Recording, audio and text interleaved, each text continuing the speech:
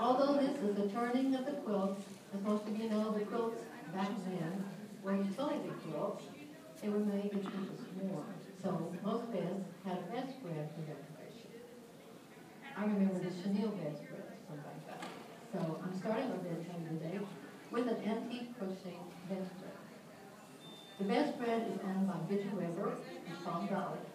It was made by her grandmother, Martha Christian Trader. She spent the last part of her life living on a farm near Raymondville in the 30s and 40s, known to all who loved her as Big Mommy. She learned to crochet, knit, tat, and embroidery at a young age. Crocheting became somewhat of a life-saving hobby during her sunset years. After her sons grew up, she was left with nothing to do to fill the long hours. Her days consisted of rocking in her favorite rocking chair and listening to the radio. One day she took up a crochet needle and began crocheting a little table runner that got out of hand. So she said. And the finished product turned out to be the first of many crochet bedspreads. Benji said her fondest memory of Big Mommy is when she would hold up her hands for her to wind the yarn between them, make it into a ball she could work with. She does not know what the pattern of this one is called, but would love to know if somebody recognizes it.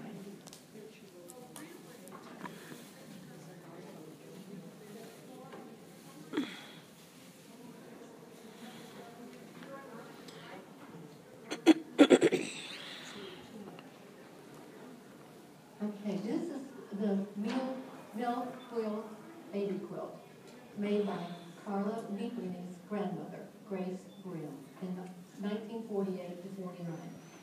The quilt was Carla's baby quilt. It was quilted by her grandmother and her friends. They quilted together every week for many years. The Mill quilt is a variation of a drunkard's pad. Each block is 7.5 inches square. The batting was probably cotton since her grandmother lived on a cotton farm at that time. She can remember playing on the blanket when she was very small and using it to build tents when she was older. It is currently displayed in her guest room.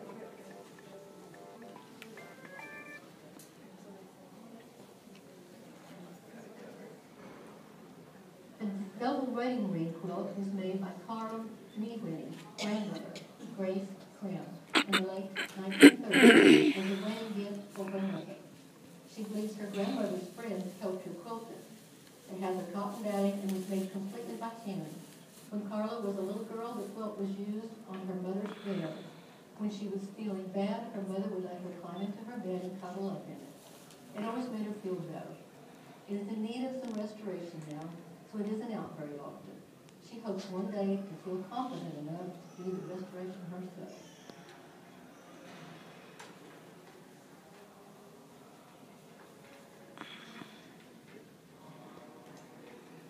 This small wedding ring quilt is owned by Paula McCutcheon. It was hand-pieced and hand-quilted by her grandmother, Bertha Porcelain Kidd, for her daughter's wedding present. Emily Kidd married Clarence Thorne. On June 3rd, 1945, there are two things to note on this quilt. One is the border technique. The other is the size. It seems the beds were much smaller back then. The fabric was from old dresses and other clothing. Nothing was wasted back in those days. Bertha always had a craft in her hand. She loved to sew, knit, and crochet. She started her career as a school teacher, but when World War II broke out, she went back to school and became a nurse so she could minister to the injured soldiers coming home. She continued serving as a healthcare provider and loved helping others. She would work hard during the day, but when evening came, she would take out her needle and quilt. She continued to quilt until her death at age 96.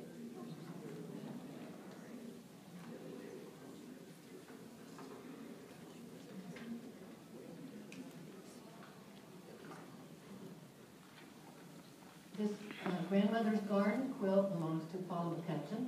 It was made by her grandmother, Bertha Porcelain Kidd, in 1953. All the pieces were hand-pieced, hand-quilted. Paula particularly loves this old quilt as a lot of the pieces were recycled from her dresses, as well as her sisters and her mom. Being just a toddler, Paula's grandmother would let her sit on her lap as she quilted, and Paula would help put the needle into the cloth. An interesting interesting fact about Grande Kid was that she was a school teacher, and in those days, teachers could not be married. So her grandmother got married at age 28 and hid the fact until she was 34, so she could continue teaching. Even her mother did not know.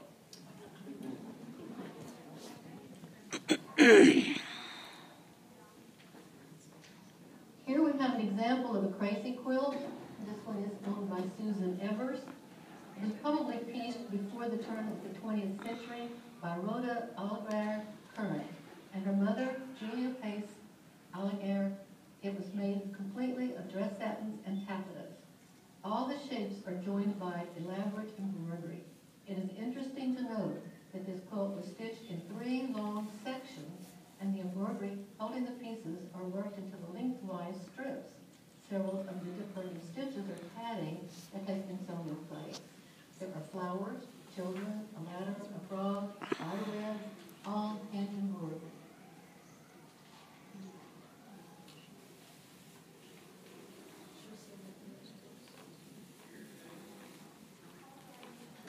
The picket fence with applique garden quilt was found in Susie Evers' aunt's cedar chest in 1994 or 5. It is believed to have been made by Rhoda Allegair Current.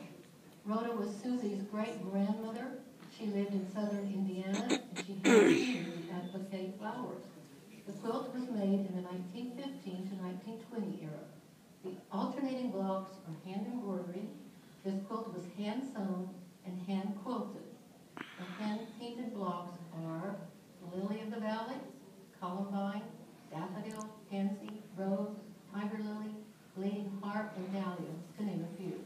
It is not known whether this was a pattern from a newspaper or a custom design. It is made entirely of cotton.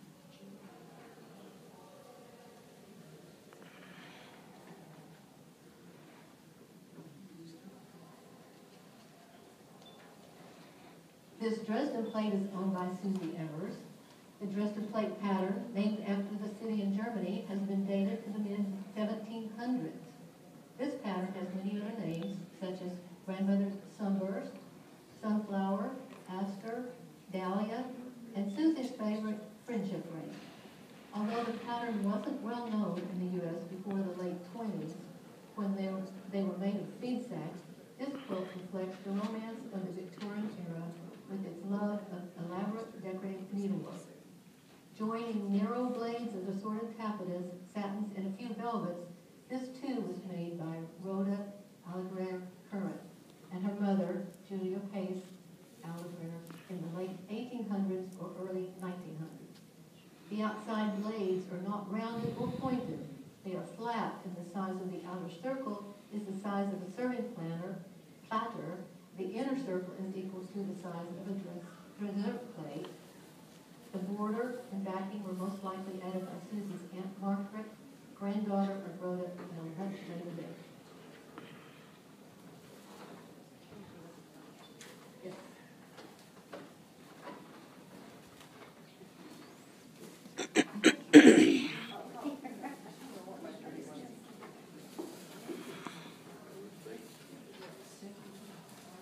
Okay, a Carolina lily design is next.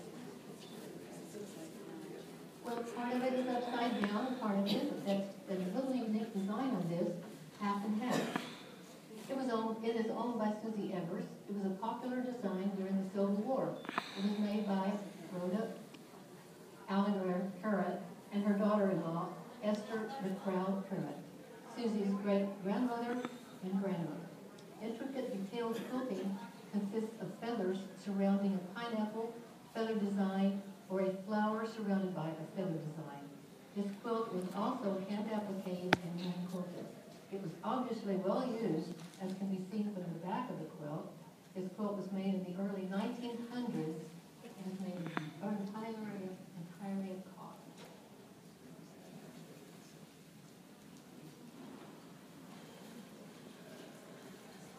Hold it back up.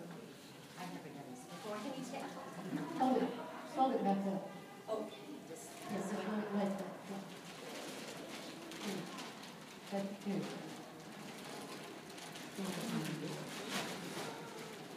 This next quilt is named A Rose in the Nebraska Prairie. It was the Grand Champion Purple Rosette Ribbon winner at the Nebraska State Fair in Lincoln, Nebraska in 1950. It was made by Vera Ross, who lived on a farm near Unadilla, Nebraska in Otoe County.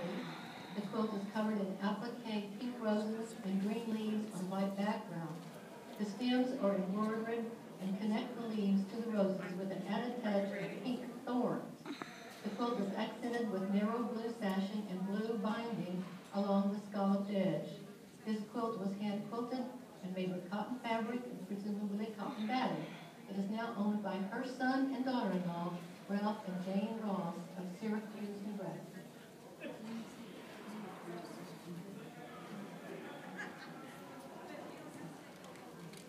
The owner of this quilt is Jean Ann Mayhew.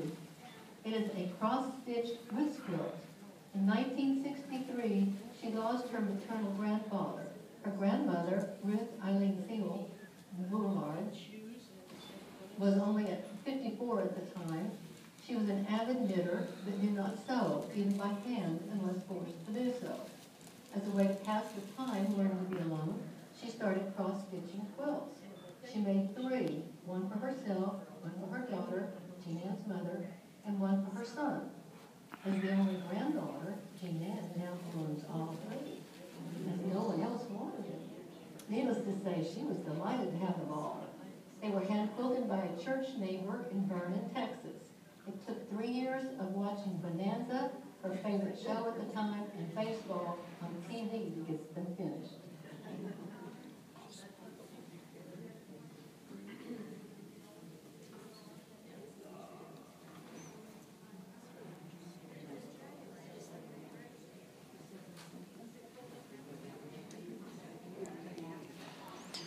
This fantastic quilt is owned by Jean Ann Mayhew. In approximately 1880, in a log house in South Texas, somewhere around Rockport, a woman, Martha Mary Lula Wright Wade, worked to hand weave and hand quilt a blanket for her family. This has been passed down through her daughter to Jean Ann, her great-granddaughter. No other quilts have survived or have been found. Jean Ann was privileged to have known her in her growing up years, as she passed away in 1962. She was married at the age of 13, unable to read and write or even drive a car. She kept house for only 2 children, both daughters, who could sew but never quilted. Jean Ann's children crawled and stood up on this quilt on the floor for years. Her mother could not believe that she wanted this quilt to save. The quilt is 134 years old. It's very thick and heavy.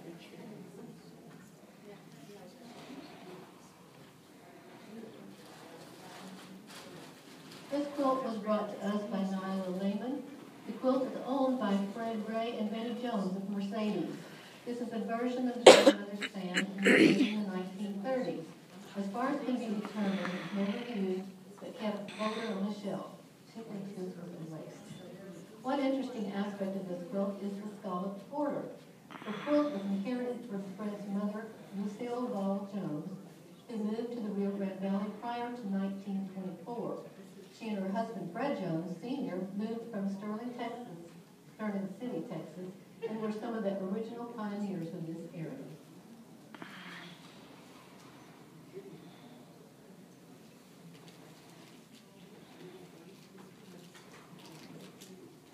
Nyla Lehman also brought us this quilt. It is owned by Karen Heilman of Weslaco. It was pieced and quilted by her grandmother and her 2 sisters, Mae Weisenheimer, Leslie Taylor, and Paula Rose, in 1932. It is called a pansy quilt and is embroidered and hand quilted. These women lived in the small community of Burris, Oklahoma during the early years of their lives. This area was known as No Man's Land. It was known for its lawlessness and was the home of bandits and renegades, as no state or territorial laws applied. Texas, Kansas, and Indian Territory didn't want it. In 1907, it was annexed to Indian Territory and then became the state of Oklahoma.